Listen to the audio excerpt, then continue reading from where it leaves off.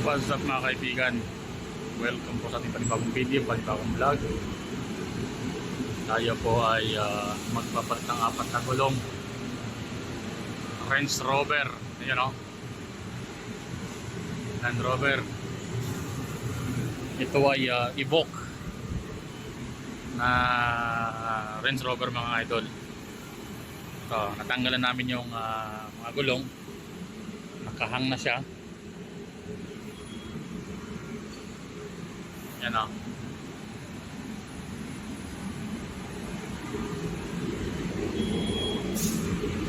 So palit po ito ng 4 na gulong mga kaibigan.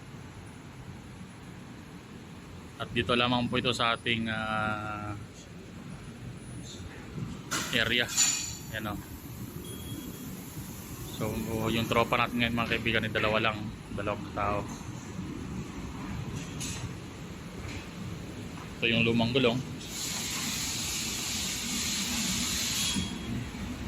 So ito man yung bagong gulong. Tropa. Kung may wala na kaming tire piece mga tropa. Hindi, baka may dumating mamaya. Nag-request na ako eh.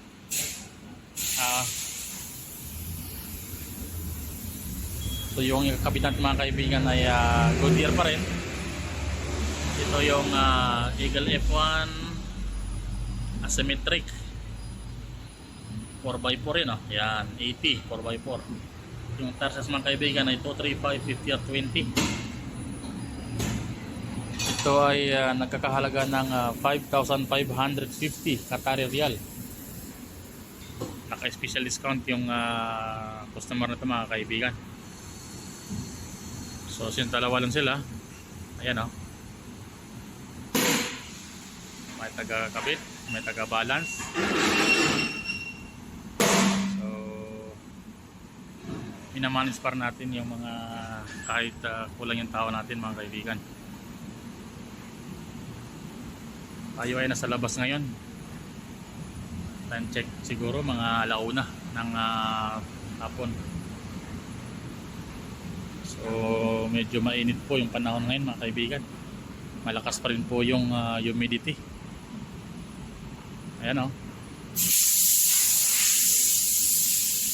Maraming nakatambay na sasakyan sa labas mga kaibigan.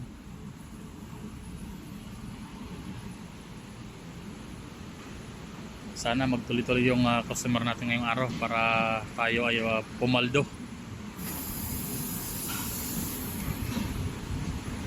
Lagyan ng rim protector. Sabay sikwat. Yan o. Basic lang sa tropa. Pero nga lang, medyo mainit tropa no. Mahirap magkipagsaklaran kaibigan no. Ano to? Ayun o. Kaya nga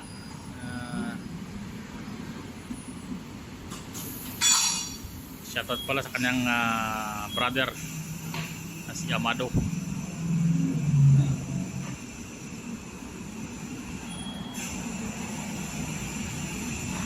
Ito yung mga kaibigan no. Ayan o. Yung sensor nya.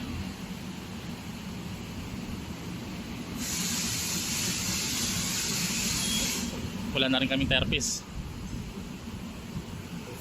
Ayan o.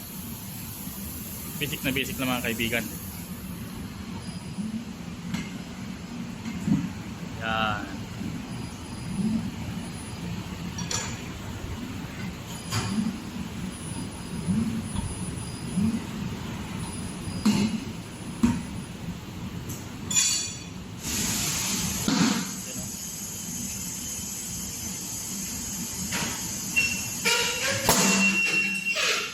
Ito ay made in Germany.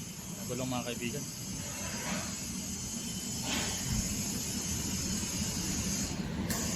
Usually yung kanyang lumang gulong mga kaibigan na pwede pa. Medyo pwede pang gamitin ito. Malalim pa naman ng konti. Tapos dito sa dawa mga kaibigan, pag hindi na tinitingnan yung malalim o manipis na yung thread, basta kung may ilang taon nang ginagamit, palit agad. Siyempre may pera. kayang-kayang anytime pwedeng palitan. So ayos lang, hindi sila nagtitipid.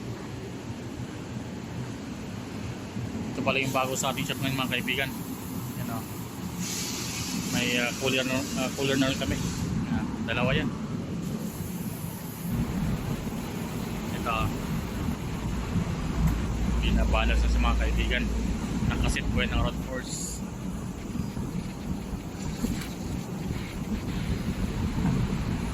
$10.5.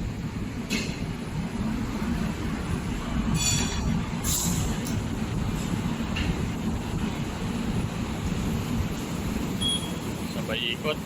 Yan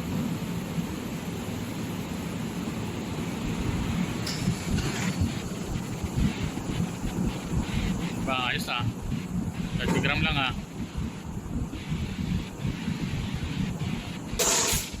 ito, panalo yung road force nya, maganda yung ikot, hindi naman talbog wala naman, ayos na yan.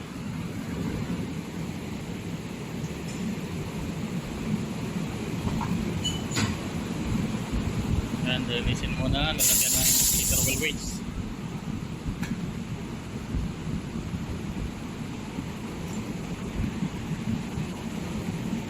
Silaw na.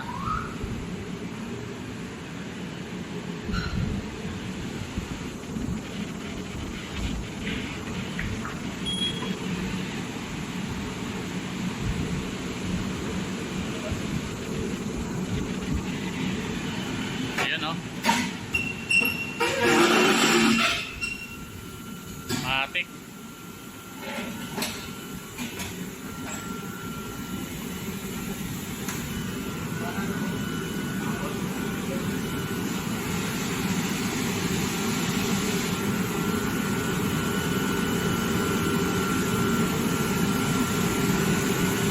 Bali isang gulong na lang kaibigan na tira. Ini balancing tinan nyo. Yun.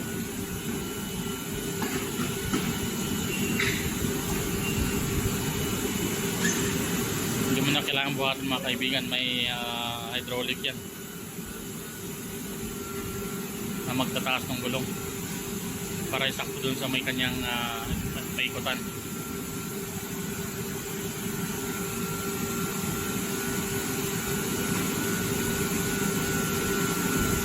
Ito yung ating tropa, si Master Ryan.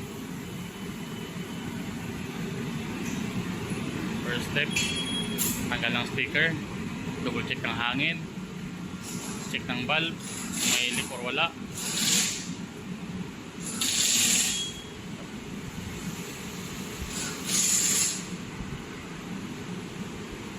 Okay, yun. May ikot dito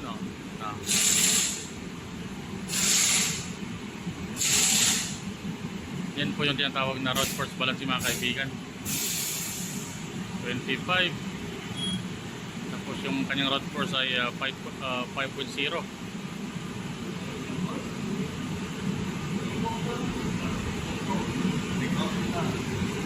Isa lang yung rim bin niya.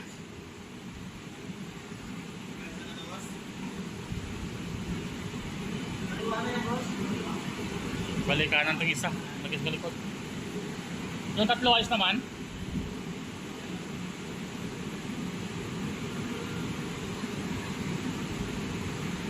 Ayun mga kaibigan. Ayan lagyan ng sticker. Yan yung sticker wheel weight.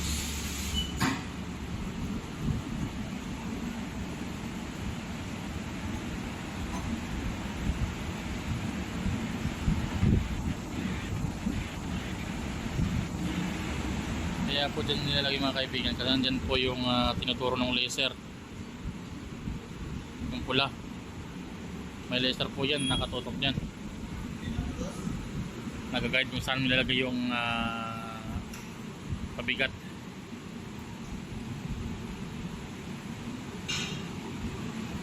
Para magtama doon sa may balance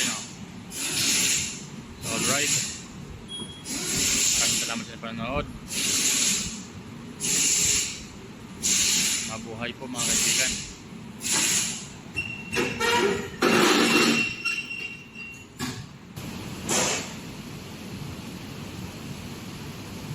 Pansin niyo mga kaibigan, yung rim na yan na kinakabit yan yung may rim bend. Kumbaga bingkong yung rim.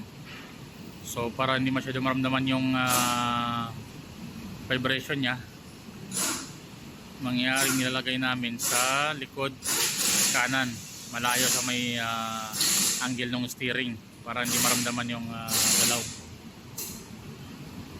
Ganyan yung aming mga diskarte mga kaibigan para hindi mag-vibration yung sasakyan.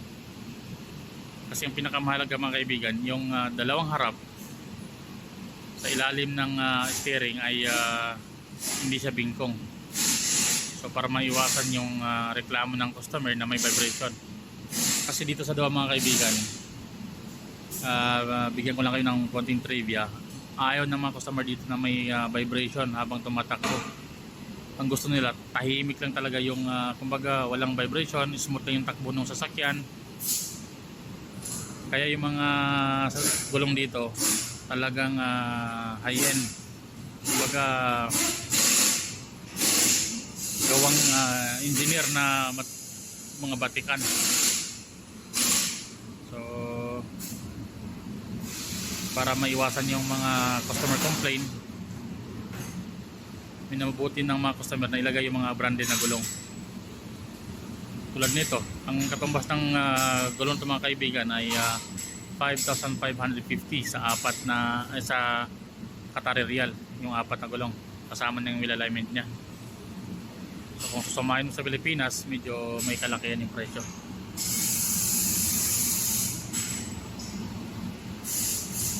So ayan sa mga kaibigan, no?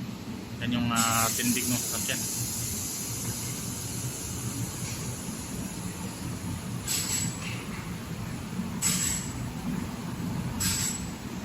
Ayan siya. Tapos na. So ang last na po na gagawin ay wheel alignment.